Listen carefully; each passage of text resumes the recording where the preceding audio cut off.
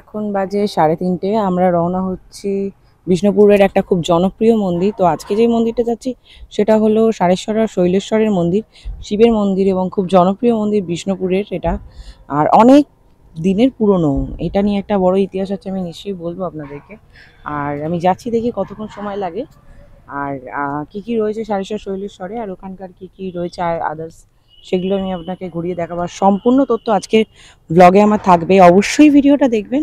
আশা করছি অনেক ইনফরমেটিভ ভিডিওটা হবে আর আপনাদের অনেকটাই উপকার হবে। আর কিভাবে যাবেন, কত খরচ, কোথা থেকে ট্রেন ধরবেন, সমস্ত কিছু ডিটেলস আমি আপনাদের সামনে ক্লিয়ার করে ভিডিওতে জানিয়ে দেবো। আর বাঁকুড়ার ব্লগ যা যা ছাড়বো আমি step by step one two করে, পর্ব 1 পর্ব 2 করে ছাড়বো, অবশ্যই ব্লগগুলো দেখবেন। আর বাঁকুড়ার কোন জায়গা আমি এক্সপ্লোর করি সেটা আপনারা চান ঘুরে দেখতে আমার ব্লগের মাধ্যমে, সেটা অবশ্যই কমেন্টে জানাবেন।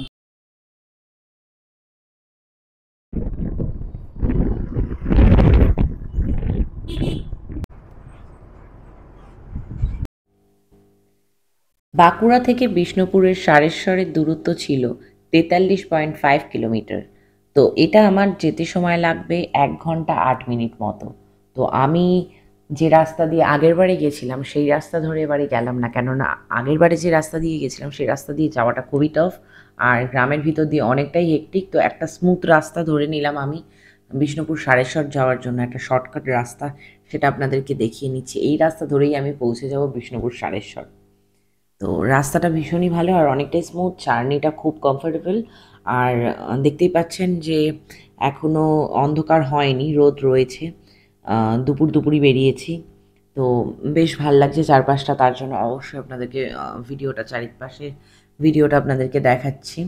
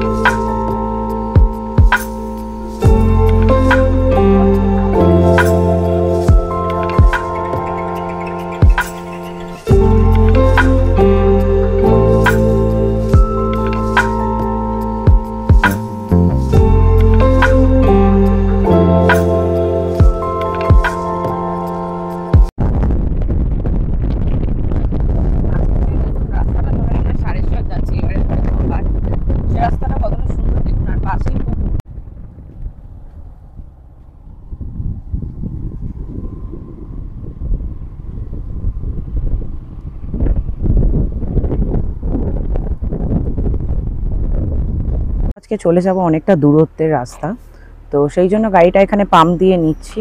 কেননা গাড়িতে পাম্পটা কম থাকলে জেনারেলি কি হয় যে তেলটাও বেশি খায়,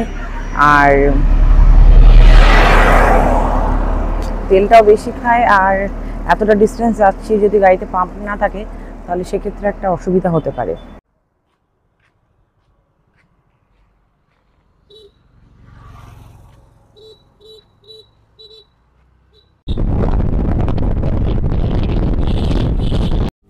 রাস্তায় দাঁড়িয়ে গাড়ির চাকায় পাম্প দিয়ে নেওয়া হলো, তারপর আবার রওনা হয়ে গেলাম সারেশ্বরের দিকে।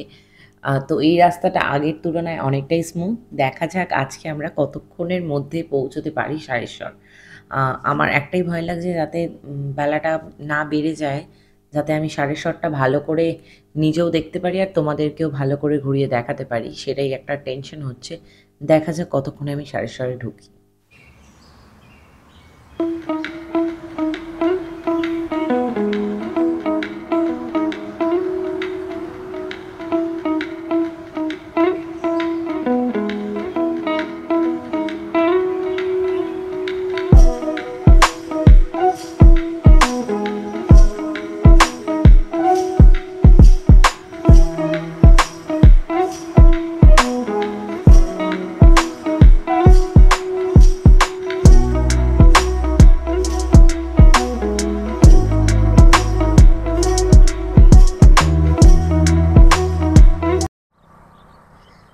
এখন যে জায়গাটার সামনে আমরা দাঁড়িয়ে রয়েছি এই জায়গাটার নাম হচ্ছে ধরাপাট। তো দেখি এখান থেকে কতটা টাইম লাগে, এরপর চলে যাব আবার সাড়েশ্বরের দিকে। অবশেষে রাস্তা পেরিয়ে এখন মাঠের দিকে প্রবেশ করেছি। সারেশ্বরের রাস্তা পেয়ে গেছি, বড় গেট, সেখানে লেখা সারেশ্বর। যেদিক থেকে ঢুকলাম সোজা আস্তে আস্তে ডান দিক নিয়ে নিলাম। এখন এই রাস্তা ধরেই সোজা এগিয়ে গেলেই সারেশ্বর। সারেশ্বর আর বেশি বাকি নেই, এখান থেকে 5 থেকে 10 মিনিটের রাস্তা, তারপরেই আমি পৌঁছে যাব সারেশ্বর। আর দেখিয়ে নেবো তোমাদেরকে সারেশ্বরের মন্দির।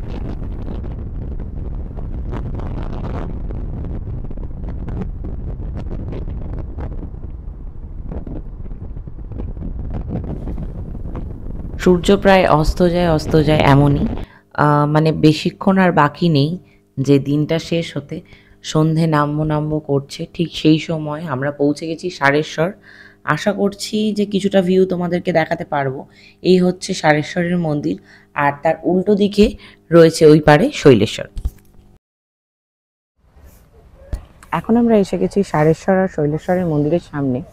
দেখতে পাচ্ছেন আমরা বেরিয়েছিলাম 3:30 নাগাদ, তো এখন বাজে প্রায় 4:45 মতো। তো এতক্ষণ টাইম লাগলো আমাদের এখানে আসতে। তো এরপর সামনে নিয়ে যাচ্ছি, মন্দিরের সামনেটা দেখাচ্ছি আপনাদেরকে।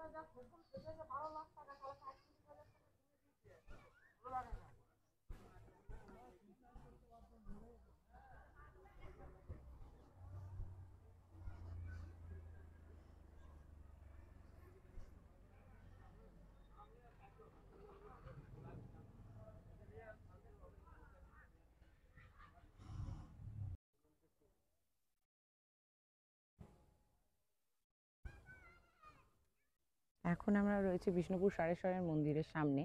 তো এখন আমি প্রবেশ করব বিষ্ণুপুর সারেশ্বরের মন্দিরের ভিতরটা। আর এটা অনেকটা পুরনো মন্দির, আপনারা দেখেই বুঝতে পারছেন, অনেক পৌরাণিক মন্দির। এটা নিয়ে অনেক ইতিহাস আছে, আমি নিশ্চয়ই আপনাদেরকে বলবো, জানাবো এর ব্যাপারে। তো এখন মন্দিরের ভিতরে আমরা প্রবেশ করছি আর দেখে নেবো যে বিগ্রহ। আর ওইদিকে শৈলেশ্বরের মন্দির রয়েছে, আমি সেটাও ঘুরিয়ে দেখাচ্ছি। শৈলেশ্বরের মন্দিরটা তবে এখন বন্ধ রয়েছে, কাজ চলছে, যেহেতু এটা অনেক পুরনো এবং অনেক প্রাচীনকালের মন্দির। তো সেই জন্য কি নিশ্চয়ই কোনো সমস্যা হয়েছে, সেই কারণে ভিতরে কাজ চলছে, তাই জন্য ওখানে যাওয়ার নিষেধ রয়েছে। আমি বাইরে থেকে আপনাদেরকে শৈলেশ্বরের মন্দিরটা ঘুরিয়ে দেখাচ্ছি।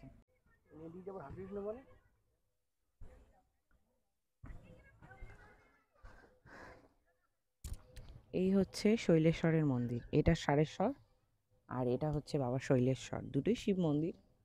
তো ওই দিকে যাওয়া যাবে না, কাজ হচ্ছে, তার কারণে মন্দিরটা মনে হয় অনেকটাই ভেঙে গেছে। আর এটাও অনেকটা ভেঙে গেছে, তবে অনেক প্রাচীন মন্দির, তাও অনেকটা টিকে রয়েছে, এটাই অনেক। তো চলুন এখন ভিতরটা যাওয়া যাক। সারেশ্বর এবং শৈলেশ্বর মন্দির, বিষ্ণুপুর। এই দুটি মন্দির মহাদেবকে উৎসর্গকৃত এবং বিষ্ণুপুর থেকে 8 কিলোমিটার দূরে দৃঢ়গ্রামে অবস্থিত। সারেশ্বর মন্দিরের প্রবেশদ্বারে বসে একটি নন্দী ষাঁড় দেখতে পাবেন, যেন একটি সুরক্ষা দিচ্ছে। ল্যাটেরাইট পাথরের তৈরি এই মন্দিরটি ওড়িয়া দেউলি শৈলের স্থাপত্য দৃষ্টান্তমূলক উদাহরণ। এই স্থানটি মহাশিবরাত্রি উৎসব এবং গাজন চলাকালীন তীর্থযাত্রায় পরিণত হয়। বিষ্ণুপুরে বাবা সারেশ্বরের মন্দিরটি দর্শন করে নিলাম। অনেক বছর পর এই মন্দিরে আমি এলাম, প্রায় দেখতে গেলে 10 বছর পর আমি এলাম। বেশ ভাল লাগছে মন্দিরটা ঘুরে। আর আপনাদের কেমন লেগেছে মন্দিরটা অবশ্যই জানাবেন। তবে দেখলাম শৈলেশ্বরের মন্দিরে যাওয়ার রাস্তাটা রয়েছে, সেখানে ভগ্নাবশেষ হলেও কাজ চললেও সেখানে যাওয়া যাবে। তো সেখানে গিয়ে আপনাদেরকে শৈলেশ্বরের মন্দিরটাও দর্শন করাচ্ছি।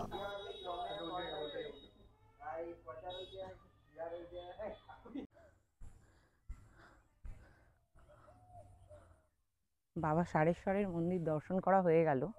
দর্শন করে এখন আমরা চলে আসছি বাবা শৈলেশ্বরের মন্দিরে। তো কাজ হচ্ছে, তো এই পাশ থেকে দেখলাম যে আসা যাবে, তো সেই জন্য আমরা চলে এলাম। এখন শৈলেশ্বরের মন্দিরে যাচ্ছি। এই হচ্ছে বাবা শৈলেশ্বরের মন্দির। সারেশ্বর এই পাশেই সারেশ্বর, আর এটা হচ্ছে শৈলেশ্বর। তো রাস্তাটায় পুরো খালি পায়ে আসতে হয়েছে, জুতো পরে যাওয়া যাবে না সেই কারণে। ওই দিক থেকে ঘুরেও আসা যেত, কিন্তু আমরা পুরোটাই খালি পায়ে এসেছি, সেই জন্য পায়ে লাগছে। তো এরপর আমি প্রবেশ করব শৈলেশ্বরের মন্দিরের সামনে।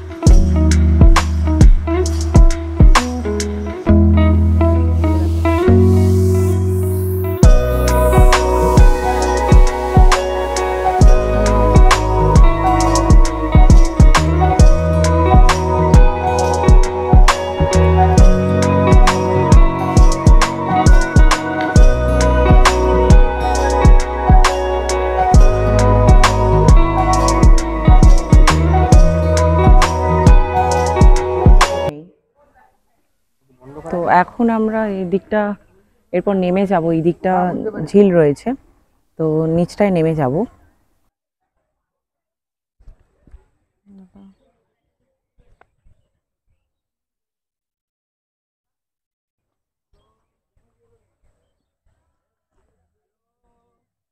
সাইডটা দেখি।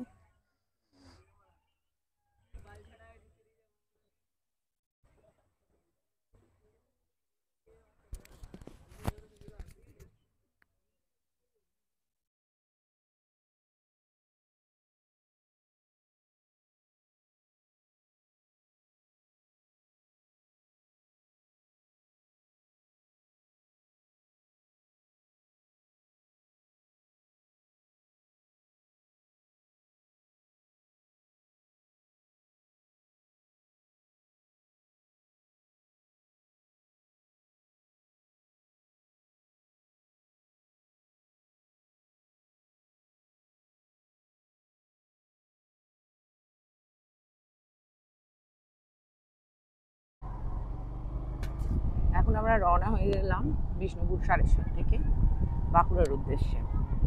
এরপর আমরা চলে যাব বাঁকুড়ায়। তো আজকের ব্লগটা ভালো লাগলে আপনারা অবশ্যই like, comment, share and subscribe করে দেবেন। আর আবার কোনো নতুন ব্লগে নতুন কোনো জায়গায় আবার আপনাদের সাথে খুব তাড়াতাড়ি দেখা হচ্ছে। ততক্ষণ সঙ্গে থাকুন। আর যারা এখনও সাবস্ক্রাইব করেননি, চ্যানেলে নতুন আছেন, তারা চ্যানেলটা সাবস্ক্রাইব করে দিন। আর যারা সাবস্ক্রাইব বাটনের পাশে বেল আইকনটা প্রেস করেনি, তারা বেল আইকনটা প্রেস করে দিন, যাতে আমার চ্যানেলের সমস্ত ভিডিও যখনই আমি পোস্ট করি তখনই আপনাদের সাথে আপনাদের কাছে তাড়াতাড়িভাবে পৌঁছে যায় ভিডিওটা। আপনার বেল আইকনটা প্রেস করে দিন আর অল করে দিন, তো তাহলে আপনাদের কাছে আমার সমস্ত ভিডিও পৌঁছে যাবে। আপনারা যদি বিষ্ণুপুর আসবেন মনে করেন তাহলে আপনারা হাওড়া স্টেশন থেকে পুরুলিয়া এক্সপ্রেস বা রাঁচি ইন্টারসিটি ধরে নিতে পারেন। তাছাড়াও আরও অনেক ট্রেন রয়েছে, দিয়ে আপনারা বিষ্ণুপুর পৌঁছে যেতে পারেন। আর স্টেশনে অনেক হোটেল রয়েছে, সেখানে থেকে আর পরের দিন সকালে গাড়ি নিয়ে আপনারা সাড়েশ্বর ভ্রমণ করতেই পারেন। আর যদি মনে করেন বাঁকুড়া যাবেন তাহলে সেক্ষেত্রে আপনারা ওই ট্রেনই ধরে, একই ট্রেন ধরে বাঁকুড়ায় নেমে পড়তে পারেন। আর বাঁকুড়া স্পট ভিজিট করার পর এখানে চলে আসতে পারেন। তো আমার ব্লগটা আমি এখানেই শেষ করছি। পরের কোনো ব্লগে আবার আপনাদের সাথে খুব শীঘ্রই দেখা হচ্ছে।